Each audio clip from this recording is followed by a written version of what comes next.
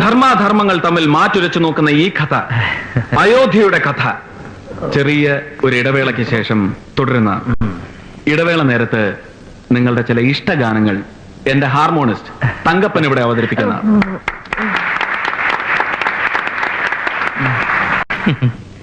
ക്ഷമിക്കണം, കാഥികന് തെറ്റിപ്പോയതാണ്. ഞാൻ വെറും തങ്കപ്പനല്ല, മനോജ് കുമാറാണ്. Cine fame, radio fame. സൗന്ദര്യം വഴിഞ്ഞൊഴുകുന്ന അമ്മപെങ്ങന്മാരെ, എന്റെ ആരാധകരെ, ഞാൻ പാടുന്നതിനിടയ്ക്ക് പൊന്നാട, ജണ്ട്, റീത്ത്, ഹാരം, നോട്ടുമാല, നാരങ്ങ എന്നിവയൊക്കെ നൽകി എന്നെ സ്നേഹം കൊണ്ട് വീർപ്പൂട്ടിക്കരുതേ എന്ന് ഞാൻ അപേക്ഷിക്കുകയാണ്. രാത്രികൾ പകലുകളാക്കി, പകലുകൾ ഗാത്രികളാക്കി, ഏകാന്തതയുടെ നിശബ്ദതയിൽ നിന്നും പെറുക്കിയെടുത്ത ഈ ഗാനത്തിന് പണ്ടെങ്ങോ കേട്ടുമറന്ന ഏതെങ്കിലും ഒരു പാട്ടുമായി സാമ്യം തോന്നിയാൽ അത് കേവലം യാദൃശ്ചികം മാത്രമാണ്. ഞാൻ തുടങ്ങട്ടെ. അങ്ങനെ ഘോര വനാന്തർഭാഗത്തേക്ക് പോകാൻ നിൽക്കുന്ന ശ്രീരാമനെ നോക്കി സീത ഇങ്ങനെ മൊഴിഞ്ഞു.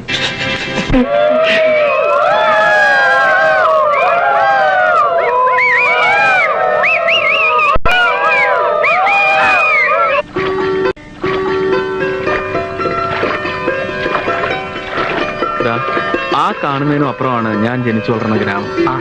ഇതിലേ വരുമ്പോഴൊക്കെ ശരിക്കും ബാല്യത്തിലേക്ക് തിരിച്ചെത്തിയ പോലെ. അതേ പുഴയും ആ കാറ്റും. ഒരു പാലം പോലും ഇല്ല ഇന്നും. ഒരു കലാകാരനെ മാടി മാടി വിളിക്കുന്ന മനോഹരമായ ഭൂപ്രദേശം. പുഴകൾ, മലകൾ, പൂവനങ്ങൾ, ഭൂമിക്ക് കിട്ടിയ സ്ത്രീധനങ്ങൾ. നമ്മുടെ വാൻകാരന് ശരിക്കും വഴി പറഞ്ഞു കൊടുത്തിട്ടുണ്ടല്ലോ. 10-32 കിലോമീറ്റർ ചുറ്റിക്കറങ്ങി വരണ്ട. തങ്കപ്പ, മേക്കമാൻ സമയത്ത് എത്തുവോ? ഞാൻ ജയദേവൻ സാറിനോട് വീണ്ടും വീണ്ടും അപേക്ഷിക്കുകയാണ്, വീണ്ടും വീണ്ടും എന്നെ തങ്കപ്പനാക്കരുതെന്ന്. ഞാൻ ആ നാമധേയം എന്നേ മറന്നു കഴിഞ്ഞു. ഇപ്പൊ ഞാൻ മനോജ് കുമാറാണ്, സിനി ഫെയിം, ഫിലിം സ്റ്റാർ. എന്തോന്ന് സിനി ഫെയിം? ഏത് സിനിമയിൽ അഭിനയിച്ചാ താൻ ഇത്രയും വലിയ ഫെയിം ഒക്കെ ഉണ്ടാക്കിയത്? എന്റെ തിരുപ്പാണ്ടിക്കാട് തിരുടറുകൾ എന്ന സിനിമ കണ്ടിട്ടുള്ള ഒരു തെണ്ടിയും എന്നോട് ഈ ചോദ്യം ചോദിക്കില്ല. ഞാനായിരുന്നു ഈ സെക്കൻഡ് ഹീറോ. എന്റെ അഭിനയം കണ്ട് ഹീറോ ഞെട്ടി. അല്ല, ഞാൻ അഭിനയിച്ച 16 റീല് വെട്ടി ആറ്റി തട്ടി ആ ദുഷ്ടരായ ഡയറക്ടർ. പക്ഷേ ഞാനത് ഈ പഴത്തൊലി ചവിട്ടി കമിഴ്ന്നടിച്ച് വീഴുന്ന ഒരു സീൻ ഒഴിച്ച് അത് മതിയല്ലോ ഭാവനാ സമ്പന്നനായ ഈ കലാകാരനെ.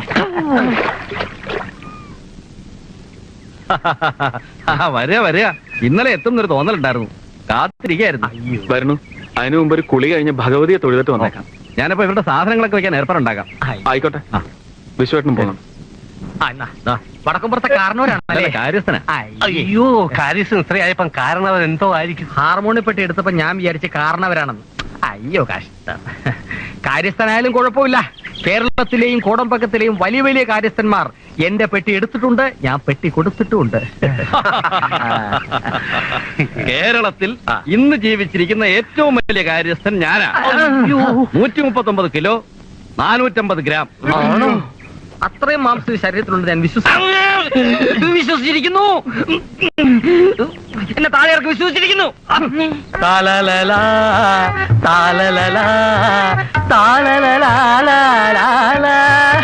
ജയദേവൻ എന്തോ, ജയദേവൻ സാറ് കല്യാണിയാണ് പിടിച്ചിരിക്കുന്നത്. കല്യാണി അല്ല തങ്കപ്പ, ചുമ്മാ മണ്ടത്തരം പറയാതെ. ദൈവം തന്ന രാഗങ്ങളെ മനുഷ്യൻ കല്യാണിന്ന്, കളവാടിന്ന്, കാമാഷിന്ന് പേരിട്ട് വ്യഭിചേതത്തിനോട് എനിക്ക് യോജിപ്പില്ല. എല്ലാ രാഗങ്ങളും ഒന്ന് തന്നെ. അതെ, ആ സ്വരസ്ഥാനങ്ങളൊക്കെ ഒന്ന് കുറിച്ചു വെക്കണം. വായൊഴിഞ്ഞൊരു നേരമില്ലല്ലോ. കാരണത്ത് വിശ്വം, എനിക്കൊരു മനോധർമ്മം തോന്നുന്നു. ക്ലൈമാക്സിന് തൊട്ട് മുമ്പ് കുന്തിയെ ഞാൻ, അതായത് ശ്രീകൃഷ്ണൻ മീറ്റ് ചെയ്യുന്ന ഒരു സീൻ, കളർഫുൾ ആയിട്ടൊരു 4-5 ഡയലോഗ്. ഹേയ് കുന്തി, ഹസ്തനപുര സമസ്ത അപരാധങ്ങളുടെ തീ ജ്വാല. എഴുതി വെച്ചിരിക്കുന്നത് കാണാ പഠിച്ചങ്ങ് ചെയ്താൽ മതി. എഴുതി തരുന്ന എന്തും കാണാപ്പാടാൻ പഠിച്ച് കണ്ണു പടച്ച് പറയുന്ന വിഡ്ഢികളല്ലേ ഞങ്ങൾ. മഹാഭാരതത്തിലെ കഥയാവുമ്പോൾ അതിൽ ശ്രീരാമന്റെ പ്രാധാന്യം എന്താണെന്ന് നിങ്ങൾ എന്നാ മനസ്സിലാക്കാത്തത്? മഹാഭാരതത്തിൽ ശ്രീരാമനോ? കർണന്റെ മൂത്ത പെങ്ങളെ നമ്മുടെ ശ്രീരാമനല്ലേ മാറിയിരിക്കുന്നത്? ഓഹോ, അപ്പൊ കുരുക്ഷേത്ര യുദ്ധത്തിൽ പിന്നെന്താ ഉണ്ടായത്? വായനോ? ആ ഇച്ച പോലൂടെ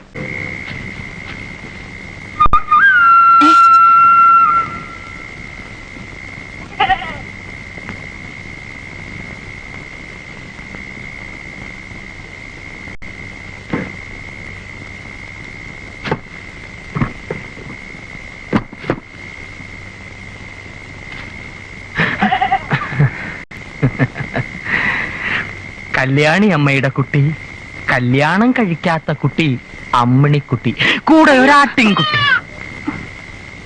പെട്ടി വായിക്കാൻ വന്ന ചേട്ടൻ പെട്ടിച്ചേട്ടൻ തങ്കപ്പനല്ല തങ്കമേ, കൃഷ്ണവേഷം കെട്ടാമെന്ന ചേട്ടൻ കൃഷ്ണേട്ടൻ മനോജ് കുമാർ DPTXQ. അതെന്താ? ഡിഗ്രി സുന്ദരേ. ആടുകൾ, വാഴകൾ, കുലകൾ, വേലികൾ, ഹരിത വനങ്ങൾ, രാത്രിയുടെ രോമാഞ്ചങ്ങൾ. അയ്യോ, അത് ചൊറുതനവാ. കഴിഞ്ഞ തവണ തന്റെ വിടുവായിക്ക് സമ്മതം മൂളിയതിന്റെ ഒറ്റ കാരണം കൊണ്ടാ ആവറ്റകൾ ഇപ്പോഴും പറഞ്ഞ് നാറ്റിക്കണേ. ആ ചിങ്കാരപ്പെട്ടി വേലന്റെ ഒരു കൂട്ടം കുതിരയെടുപ്പും ഗോപ്പും ഹൈ എന്നെ കൊണ്ടൊന്നും പറയിക്കണ്ട. അതിപ്പോ ഏത് മിടുക്കനും ഒരു അബദ്ധം പറ്റൂലോ. പക്ഷെ ഞാൻ ഇപ്പൊ പറഞ്ഞത് അങ്ങോട്ട് വിശ്വാസമായില്ല എന്ന് വെച്ചാ അതിന്റെ നഷ്ടം താൻ തരൂ. അയ്യട മോനെ കാശ അവിടത്തേക്ക് അത് പിന്നീട് ബോധ്യപ്പെടും. പാലക്കാട് മൈതാനത്തിൽ വെച്ച് നേരിട്ട് കണ്ട് എനിക്ക് ബോധ്യപ്പെട്ടതാ. കുമാരി കനകപ്രഭ ആൻഡ് പാർട്ടിയുടെ നൃത്യങ്ങൾ എന്ന് പറഞ്ഞപ്പോ തന്നെ ആളുകളുടെ ഒരു ബഹളേ. ഇവിടത്തെ അത്രയും പ്രായമുള്ള ചേട്ടന്മാര് വരെ കിടന്ന് തുള്ളുമായിരുന്നില്ലേ, ജനം കിടന്ന് അങ്ങടെ എരമ്പായിരുന്നില്ലേ. എന്തായാലും ഇപ്രാവശ്യം വടക്കുംപുറത്തേറെ തറ പറ്റിക്കണം. അപ്പൊ അത് തന്നെയല്ലോ തന്നോട് ഈ നേരം വരെ പറഞ്ഞത്. ആ പെണ്ണുണ്ട് ഇവിടെ പരിപാടി തല്ലിപ്പൊളിയാക്കോടോ. എനിക്കിത് ഇങ്ങനത്തെ ഓരോന്ന് കേൾക്കുമ്പോ പറഞ്ഞവർ എന്നാ ഇനി സമയം കളയണ്ട, ഏർപ്പാടായിക്കോളൂ. എന്നാ പോവാ. താൻ എന്നോട് ഈ ഇരുമ്പുമ്മ കോഴിക്കുഞ്ഞിനെ വെച്ചോലിരിക്കണേ. എനിക്ക് വരാൻ.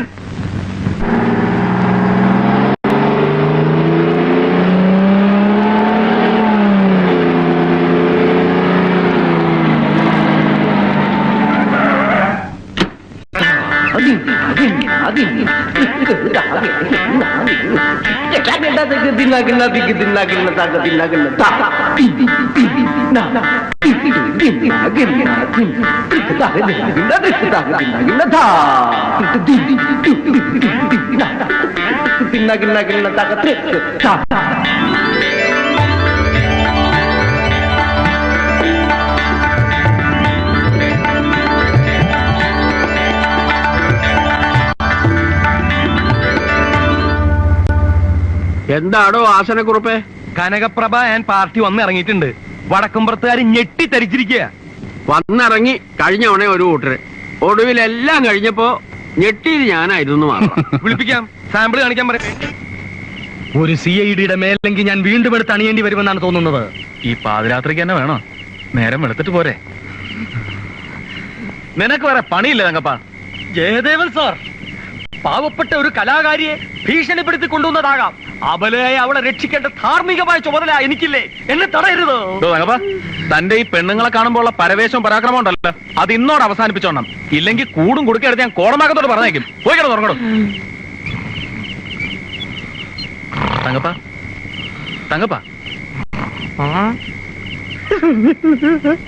കൂടും കുടുക്കെ എടുപ്പിച്ച് എന്നെ ഇവിടുന്ന് പറഞ്ഞു വിടുവോ? ഇല്ല, താൻ പോയി കിടന്നുറങ്ങും. ഞാൻ പോയി കിടന്നുറങ്ങാം. അതിലേ പോ. അബലെ രക്ഷിക്കുന്നില്ല.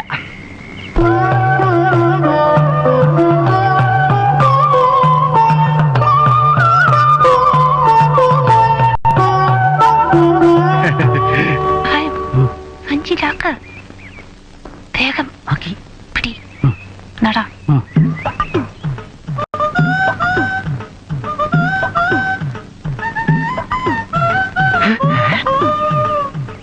തെക്കുംപുറത്തുകാരുടെ ഹീറോയിനാണെന്ന് തോന്നുന്നു. പൊടിച്ചരക്ക.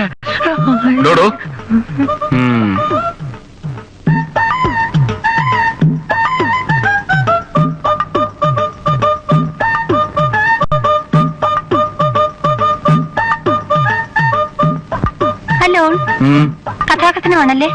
ഞാൻ നാട്യതിലകം കനകപ്രഭ ആൻഡ് പാർട്ടി. ഞാനിന്ന്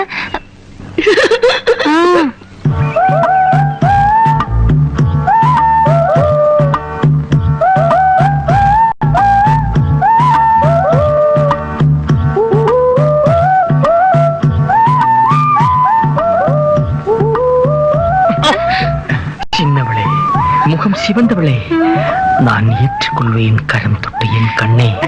என்னருமை காதலியே.